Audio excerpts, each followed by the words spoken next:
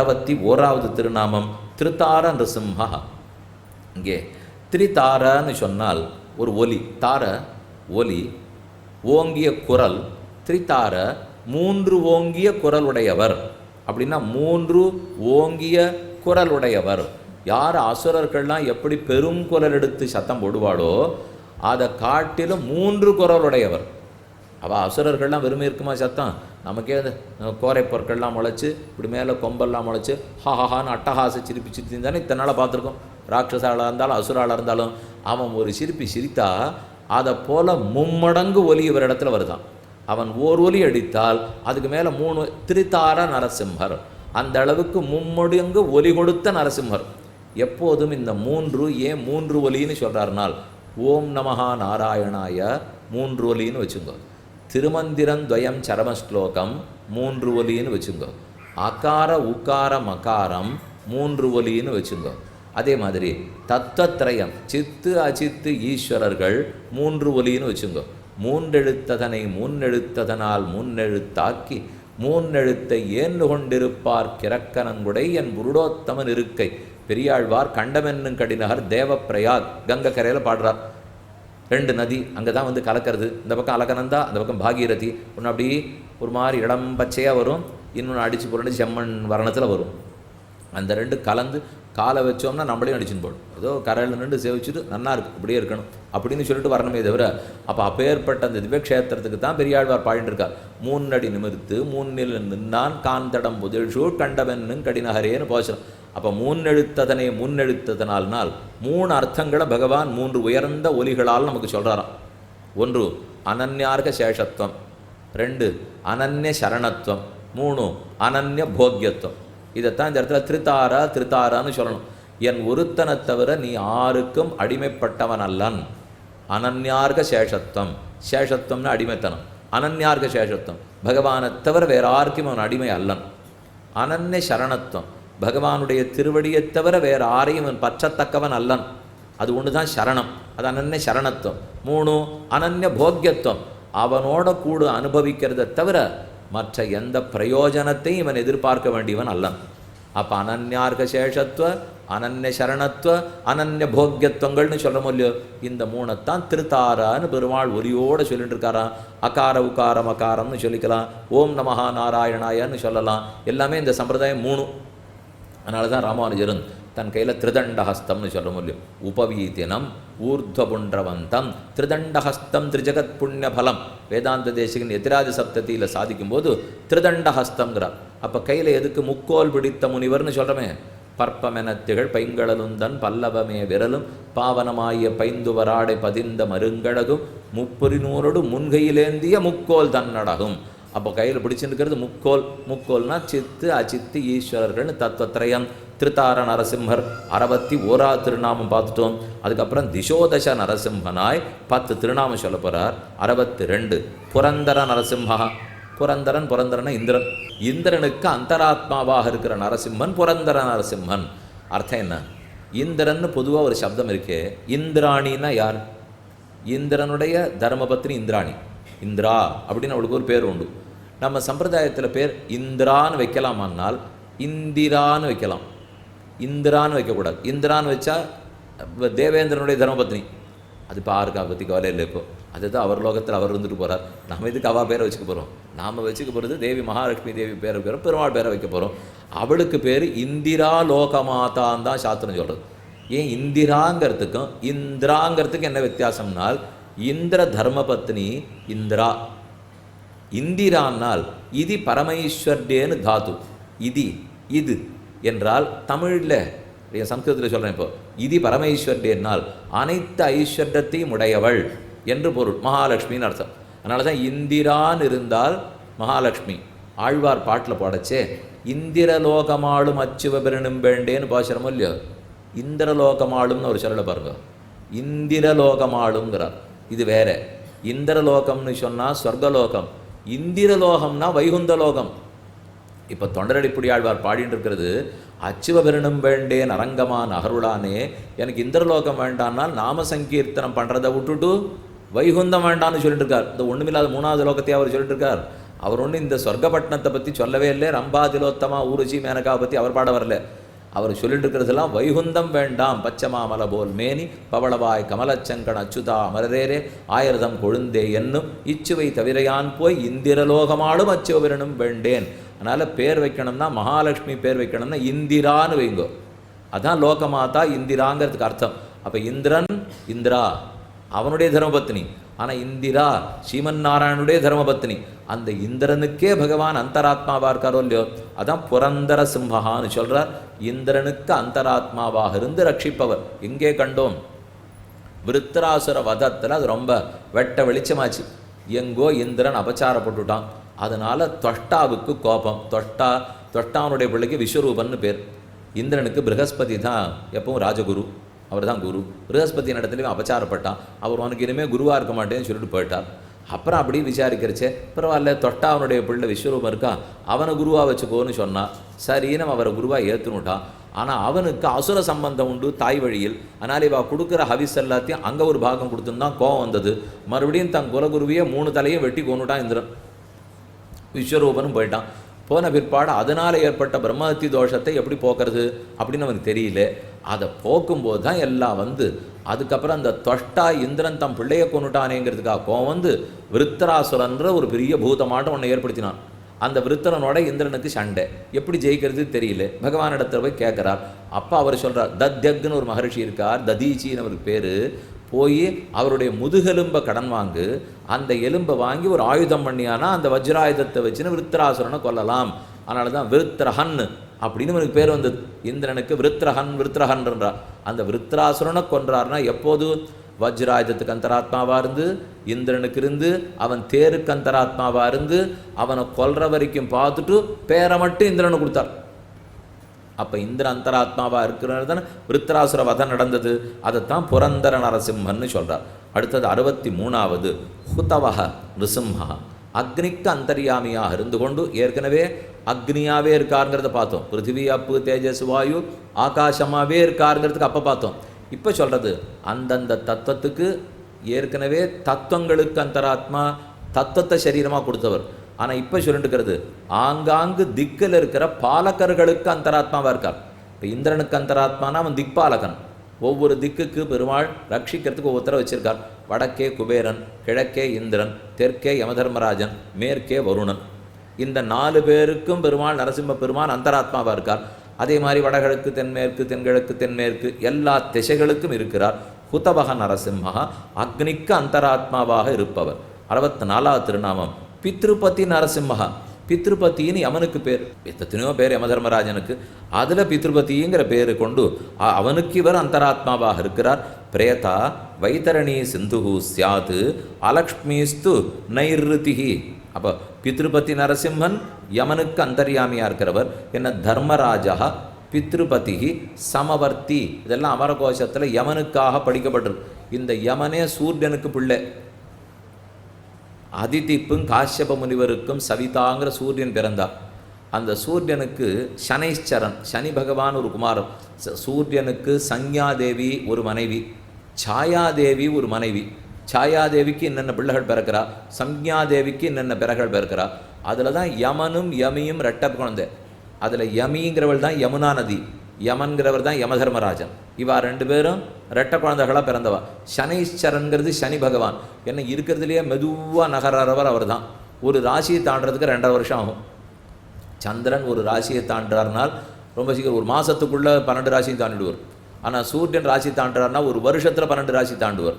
வியாழன் ராசி தாண்டார்னா 12 வருஷத்தில் ராசி தாண்டுவார். 12 வருஷத்துக்கு ஒரு ராசி 12. சனி பகவான் ராசியை தாண்டார்னா 2.5 வருஷத்தில் தாண்டார். அதனால தான் 30 வருஷம் தாண்டினா தான் ஒரு ராசி சக்கரம் சொல்கிறது. 30 வருஷம் வாழ்ந்தவனும் இல்லை, 30 வருஷம் கெட்டவனும் இல்லைன்னு ஒன்று சொல்லிட்டு இருக்கிறதா. அது சொன்னதெல்லாம் கடைசியில் இங்கேருந்து வந்தது தான். இப்போ சொன்னது ரொம்ப சுலபமாக இருந்தது. இவ்வளோ கதையெல்லாம் இவ்வளோ இருக்குன்னு தெரியாது. என்னால் அந்த சூரியனுக்கு தான் சனைச்சரங்கிற பிறந்தார். இங்கே சொல்கிறார் பித்ருபதி நிருசிம்ஹா யமனுக்கு அந்தர்யாமி. அடுத்தது நைருத்திய நரசிம்ஹா. இங்கே சொல்லப்பட்ட நைருத்திங்கிறது யமனுடைய பட்டணமான நரகப்பட்டணம். அந்த நரகப்பட்டினத்தில் இருக்கிற அழகற்ற தன்மை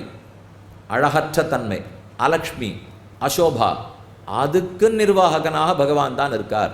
ஏன்னா ஆழ்வார் சுவர்க்கமும் யானே என்னும் சுவர்க்கமாகவும் தான் இருக்கார். அதே போல் போகமாக இருக்கக்கூடிய சொர்க்கமாக இருக்கிறது நான், ஆனால் அது இல்லாத நரகமும் யானே என்னும்னு சொல்கிறார். சொர்க்கமாகவும் தான் தான் இருக்கேன், நரக்கமாகவும் தான் தான் இருக்கேன், இந்திரனாகவும் தான் தான் இருக்கேன், யமனாகவும் தான் தான் இருக்கிறார் என்று நைரித்திய நரசிம்மா. அதே இடத்துல இருக்கக்கூடிய பிரேதா, நரகத்தில் இருக்கிற பிரேதாகான்னு சொன்னால் பிராணிகள்னு அர்த்தமா. வைதரணி அந்த லோகத்தில் இருக்கிற நதி.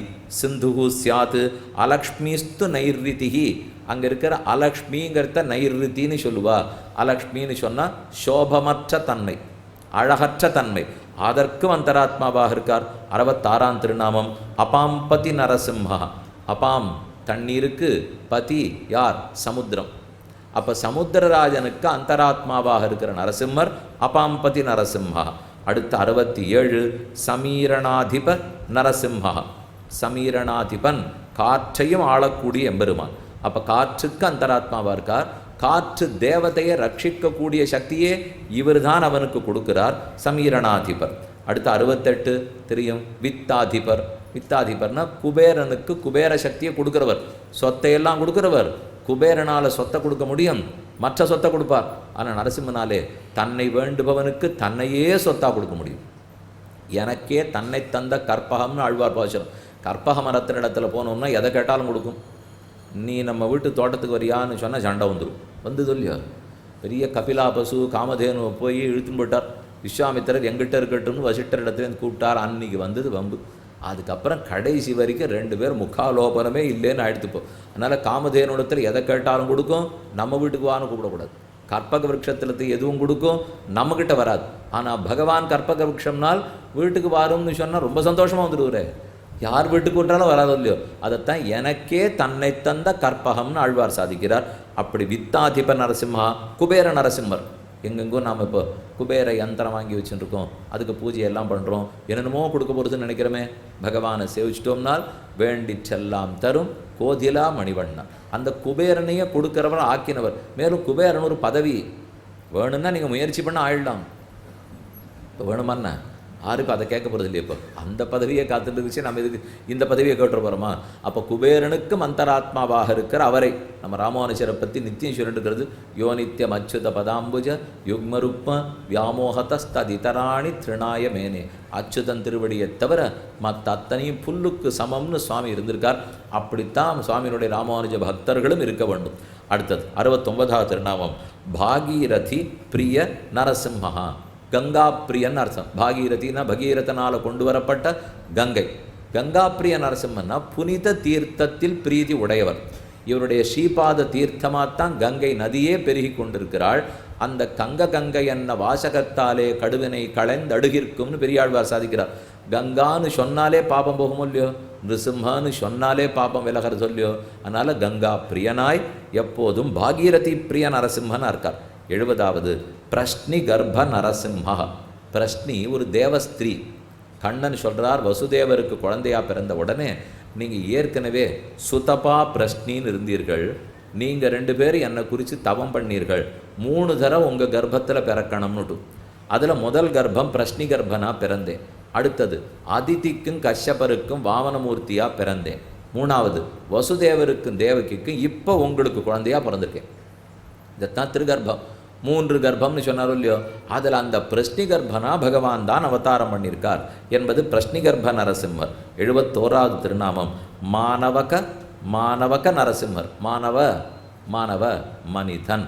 கடைசியாக மனிதனான நரசிம்மர். ஏன்னா எங்கேயோ குபேரன்னு சொல்லிட்டு, யமன்னு சொல்லிட்டு, இந்திரன்னு சொல்லிட்டு, நம்மெல்லாம் எதுன்னு தெரியணுமோ இல்லையோ, இத்தனை மனிச்சுக்களுக்குள்ளும் மனிதர்களுக்குள்ளும் எழுந்துள்ளி இருக்கிற நரசிம்மர் நம்ம எல்லாருக்கும் அந்தராத்மாவாக இருப்பவர். 71 மானவக நரசிம்ஹா. 72 கிரகண நரசிம்ஹா. யாவையும் யாவரும் தன்னுள்ளே ஆகியும் ஆக்கியும் காக்கும் ஆழ்வாருடைய பாசுரம். முதல் 10 9ஆம் திருவாய்மொழி ஆரம்பத்தில் பாடுறார். இவையும் அவையும் உவையும்னு 10 பாசுரங்கள்.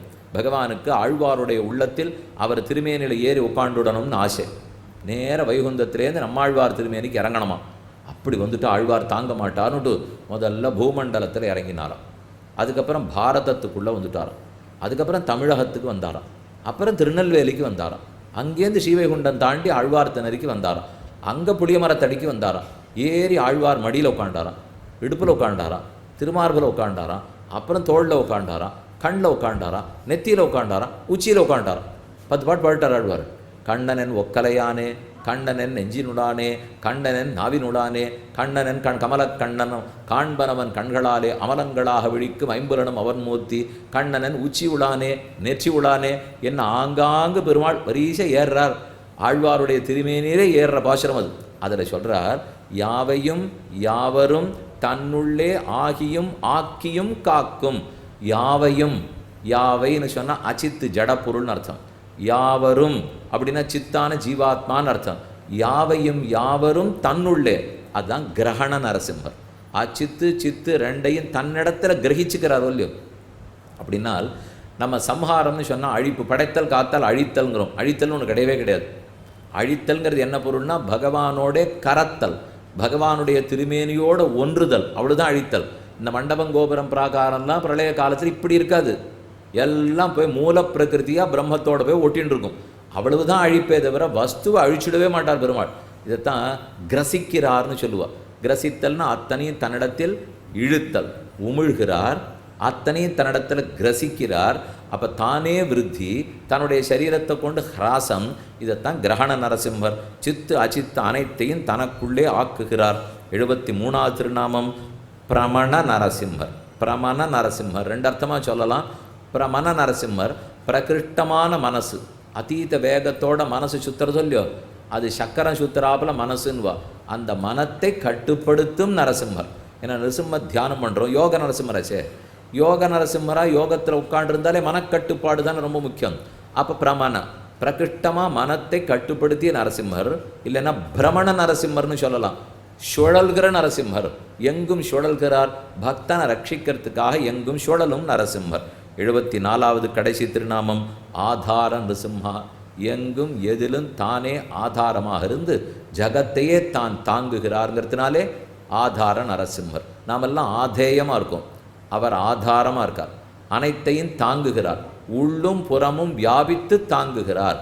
அத்தோட 74 நரசிம்மர்களுடைய திருநாமம் முற்று பெற்றது. இன்னும் ஒரு 32 நரசிம்மர் திருநாமம் மட்டும் சொல்கிறேன்னு சொல்லியிருந்தேன். அதை வராக நரசிம்மரிடத்திலே சிம்ஹாச்சலத்தில் போனால் சேவிச்சுக்கலாம் என்று பார்த்தோமோ இல்லையோ, வாசிக்கிறேன். ஸ்தம்போத்பவ நரசிம்மர், ஸ்தம்பத்தில் தோன்றினார். பாவன நரசிம்மர், ரொம்ப சுத்தப்படுத்துகிறவர். பஞ்சமுக நரசிம்மர், 5 முகத்தோடு இருக்கிறவர். பிரஹ்லாத வரத நரசிம்மர், பிரஹ்லாதனுக்கு அனுகிரகம் பண்ணினவர். ஜுவாலோக்ர நரசிம்மர், அதீத நெருப்பு பிழம்பாலே உக்கிரமாக இருக்கிறவர். யோகஸ்ரீ நரசிம்மர், யோகமாகிற மனக்கட்டுப்பாட்டை செல்வமாக கொண்ட நரசிம்மர். சாளக்கிராம நரசிம்மர், லக்ஷ்மி நரசிம்மனாய் நிருசிம்ம சாளக்கிராம உருவத்திலேயே எழுந்துள்ளிருக்கிறவர். யோகானந்த நரசிம்மர், யோகத்தினால் ஆனந்தப்பட்டு தன் பக்தர்களையும் ஆனந்தம் பிரம்மே திவ்யஜானாத் என்று அறிந்து நடத்தி வைப்பவர். வீர நரசிம்மர், உற்சாகத்தை கொடுப்பவர். சர்வதோமுக நரசிம்மர், எல்லா பக்கத்திலும் பார்வை உடையவர். ஸ்ரீ மகாவிஷ்ணு நரசிம்மர், எங்கும் வியாபித்த நரசிம்மர். சத்திரவட நரசிம்மர், சத்திர வடவிருட்சம், ஒரு மரத்தின் கீழே எழுந்துருளியிருந்து யோகத்தை சொன்ன நரசிம்மர். ராஜ்யலக்ஷ்மி நரசிம்மர், ராஜ்யலக்ஷ்மி லக்ஷ்மி தேவி, அந்த லக்ஷ்மியோட கூடியிருக்கிற நரசிம்மர். ஸ்ரீ பார்கவ நரசிம்மர், பரசுராமனுக்கு சேவை சாதித்த நரசிம்மர். ஸ்ரீ சுதர்சன நரசிம்மர், கையில் சுதர்சனத்தை பற்றியவராய் நல்ல மார்க்கத்தை காட்டுபவரான நரசிம்மர். 16 வியாக்கிர நரசிம்மர், புலியோடே கூடின சிங்கமாக எழுந்துருளியிருக்கிற நரசிம்மர். காரஞ்ச நரசிம்மர் அப்படின்னா புங்க மரம், தமிழில் புங்க மரம்னு சொல்லதான் காரஞ்ச மரம். அந்த மரத்திலேருந்து கையில் வில்லும் அம்பும் பற்றி கொண்டு ஹனுமான் சேவிக்க எழுந்துருளி இருக்கிற நரசிம்மர். கருடாரூட நரசிம்மர், கருடன் பேரில் ஆரோகணித்தவராய் கருடாத்ரின்னு சொல்லப்படுற தார்க்ஷாத்ரி அகோபிலத்திலேயே எழுந்துருளி இருக்கிறவர். கண்டபேரண்ட நரசிம்மர், அந்த பட்சிகளோட கூட எழுந்துருளி இருக்கிறவர். வராக நரசிம்மர், குரோடாமூர்த்தியாய் பன்றி வடிவத்தோடே தன் திருமகமண்டலம் பன்றியாய் மனித உடலாய் புச்சம் நீண்ட சிங்கத்தின் வாலா எழுந்துருளி இருக்கிறவர். அகோபில நரசிம்மர், பூஜிக்கத்தக்க குகையை உடைய நரசிம்மர். ஸ்ரீ வித்யா நரசிம்மர், 32 வித்தியைகளாலும் யார் ஒருத்தர் உபாசனம் பண்ணப்படுகிறாரோ ஸ்ரீ வித்யா நரசிம்மர். யோகபட நரசிம்மர், தன்னுடைய மடித்த திருவடிகளிலே முழந்தாளுக்கு யோகப்பட்டை கட்டியிருக்கும் நரசிம்மர்.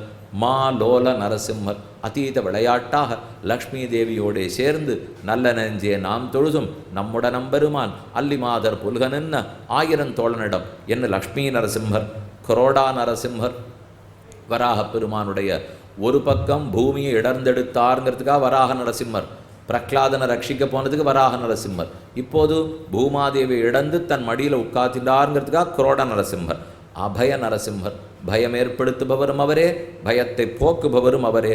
லக்ஷ்மி நரசிம்மர் லக்ஷத்தே அனையாயிதி லக்ஷ்மி, அவன் மடியில் அமர்ந்து கொண்டு நம் போன்ற அனைவரையும் லக்ஷ்மி கட்டாட்சிக்கிறாளோ இல்லையோ அந்த கட்டாட்சத்தை தூண்டும் நரசிம்மர் ஸ்ரீ வித்யா சக்கர நரசிம்மர். ஸ்ரீ வித்யா, வித்யா என்பது பிரம்ம வித்தியை குறிக்கும்.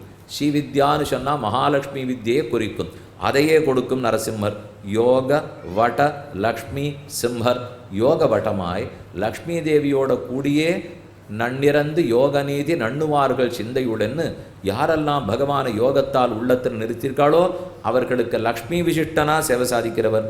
கிரிஜா நரசிம்மர், மெரிய மலையில் அகோவில மலை கிரிஜ அந்த மலையில் பிறந்த நரசிம்மர் இல்லையோ, அதனால கிரிஜ நரசிம்மர், கல்யாண நரசிம்மர், சேவிக்கும் அனைவருக்கும் மங்களம் உண்டாகும். அதனால மங்கள பத்ர கல்யாண நரசிம்மர்.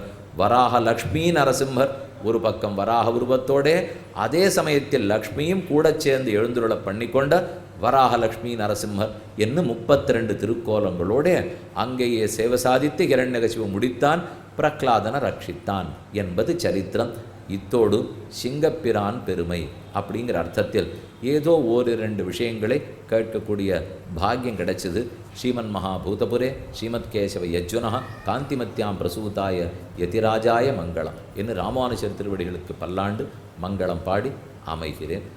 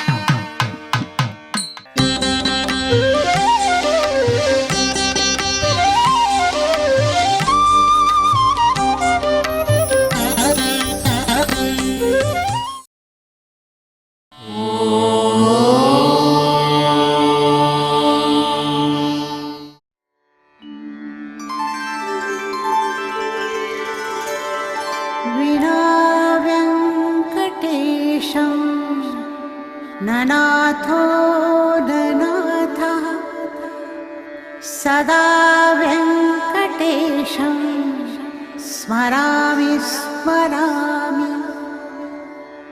हरे वेङ्कटेश प्रसीद प्रसीद. प्रियं वेङ्कटेश प्रयच्छ प्रयच्छ.